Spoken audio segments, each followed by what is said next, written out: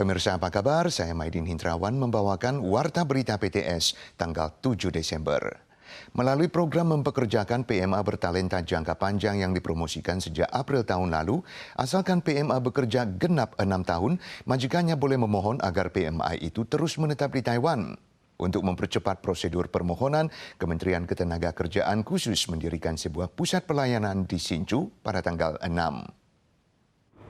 Taiwan telah merekrut PMA selama lebih dari 34 tahun. Menurut statistik Kementerian Ketenagakerjaan MOL, jumlah PMA di Taiwan saat ini telah melebihi 750.000 orang, yang sebagian besar bekerja pada pekerjaan yang tidak ingin dilakukan oleh orang Taiwan dan pekerjaan pengasuh yang membantu menanggung tugas perawatan keluarga. Agar PMA bertalenta menetap lebih lama di Taiwan, MOL mulai mempromosikan program mempekerjakan PMA bertalenta jangka panjang sejak April tahun lalu dan pusat pelayanan resmi didirikan di Hsinchu pada tanggal 6. Seorang imigran baru asal Indonesia mengaku senang melihat pemerintah Taiwan sangat mementingkan pekerja migran dari kampung halamannya. 其实有一些他们的才华都很多种，然后之后可以继续在台湾服務，沒有到時間到了都要回去了。那像這樣可以取得永久居留證，可以繼續一直都在台灣工作。 Phải nói đây là một cái chương trình mà tạo một cái cơ hội việc làm rất là tốt cho người lao động nước ngoài, trong đó có người lao động Việt Nam. MOL menyebutkan bahwa hingga akhir November tahun ini, jumlah PMA yang berhasil beralih menjadi pekerja teknis menengah mencapai 21.351 orang. PMI terbanyak dengan 11.262 orang. MOL berharap untuk kedepannya dapat mempertahankan 20.000 PMA bertalenta menetap di Taiwan pada setiap tahunnya. 留住这些优质而且有好技术的这些人才，来解决我们产业还有我们家庭这个缺工的问题哈。 MOL menambahkan pendirian pusat dengan jendela tunggal ini diharapkan dapat sekaligus melayani perekrut dan pekerja. MOL berencana mengadakan kerjasama dengan industri untuk menyelenggarakan sesi publisitas dan pengarahan dengan harapan PMA berkualitas bisa menetap di Taiwan. Suhu rendah ditambah dengan uap air yang cukup, salju pertama pada musim dingin kemarin turun di Taman Nasional Shepa. Hari ini pihak manajemen melaporkan tumpukan salju di lembah Serk di Gunung Sheshan telah mencapai 10 cm. Tanah ditutupi lapisan salju putih baru mengubah lanskap Taman Nasional Shepa menjadi pemandangan yang menakjubkan. Menurut laporan, salju sudah menumpuk cukup tebal di lembah Serk. Warga dinasihatkan untuk memakai sepatu salju demi keselamatan saat lewat. Para pendaki gunung juga diingatkan penerapan pengendalian pendakian pada musim salju akan berlangsung dari tanggal 2 Januari hingga 31 Maret tahun depan. Selain harus membawa pakaian hangat, sepatu salju, kapak es dan helm pendakian, juga harus menyiapkan rantai roda salju untuk kendaraannya. Agar semua pelaku ulang mengemudi mabuk dapat menyadari konsekuensi dari kesalahannya, terutama kesengsaraan bagi korban luka, Biro Kendaraan Bermotor Kota Kaohsiung kemarin menggelar kursus latihan keselamatan jalan raya di rumah duka. Membawa 25 pelaku ulang ke kamar mayat dan ruang pemakaman, meminta mereka untuk bersumpah di depan papan nama almarhum korban bahwa mereka tidak akan mengemudi dalam kondisi mabuk lagi di masa depan. Para pelaku ulang mengemudi mabuk memasuki rumah duka, berdiri dan bersumpah di depan papan nama almarhum korban pengemudi mabuk. Kemudian mereka masuk ke kamar mayat dan ruang pemakaman untuk mengetahui situasi pembekuan dan kremasi jenazah.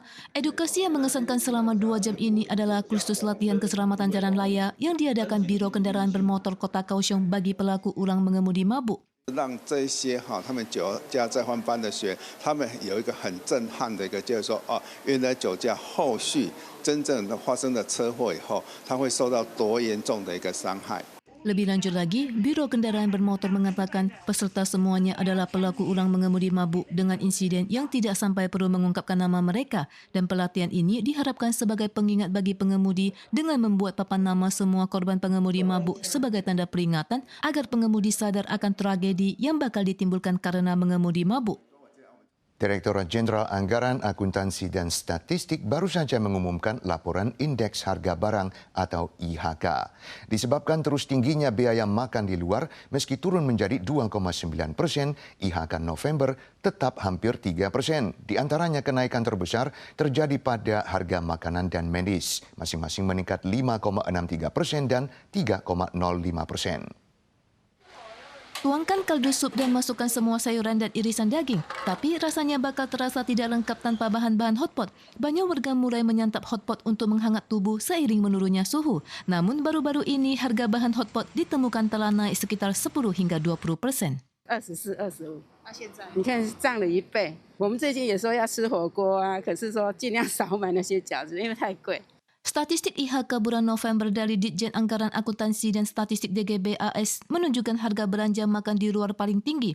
IHK bulan November jatuh pada 2,9% dan masih mendekati 3%. Dua subindeks dengan kenaikan tertinggi adalah harga makanan dan medis, masing-masing meningkat 5,63% dan 3,05%. Sementara dari pengecekan harga terhadap 368 jenis komoditas, tomat naik terbanyak yakni 59,44%, disusul pisang 58,77% dan jambu biji 51,59%. 以新台币计价进口物价指数已经连续9个月下跌，那显示国内输入性的通膨压力的确已经减轻。 Yuan Eksekutif mengawasi 17 komoditas bahan pokok dengan rata-rata IHK 3,46%. Namun harga daging babi, ayam, dan roti masih relatif tinggi. DGBAS menyatakan bahwa peningkatan IHK dari September hingga November berada pada sekitar 3%. Hal ini terutama disebabkan oleh pengaruh iklim. Tetapi jika dikurangi harga buah dan sayur, IHK inti akan menjadi 2,38%, peningkatan paling minim dalam 21 bulan terakhir dan kembali pada tingkat sebelum perang Rusia-Ukraina. Lagi-lagi penembakan massal di kampus terjadi di Amerika Serikat. Tanggal 6 waktu setempat, seorang pria melepaskan tembakan di kampus University of Nevada di Las Vegas. Mengakibatkan 1 luka parah, 4 meninggal termasuk penembak yakni seorang pria berusia 67 tahun. Ambulans masuk dan keluar, saksi mata menangis sambil saling berpelukan. Penembakan massal terjadi tanggal 6 di kampus University of Nevada di Las Vegas. Diketahui 1 orang luka parah, 4 orang meninggal karena tertembak, termasuk penembak yakni seorang pria berusia 67 tahun yang tewas di lokasi. Polisi sedang menyelidiki motif penembakan. Atas alasan keamanan, kampus sekolah ditutup dan pertandingan bola basket antar sekolah pada hari yang sama juga dihentikan. Tahun ini saja telah terjadi 600-an kasus penembakan massal di Amerika, mengakibatkan 40.000 kematian. Pemirsa sekalian, sekian Warta Berita PTS. Berikutnya mari kita saksikan Merkat di Inggris dan kita sua lagi di lain kesempatan.